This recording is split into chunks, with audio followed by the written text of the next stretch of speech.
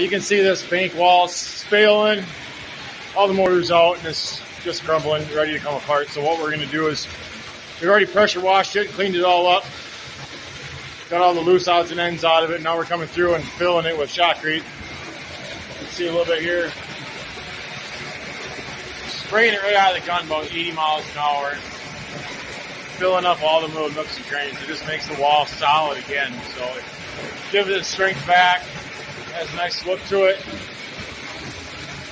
Kind of what it looks like over there.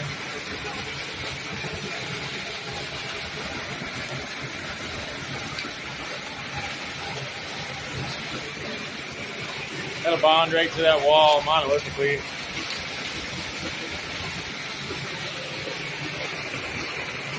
Fills up all them rocks. Nice. Real nice.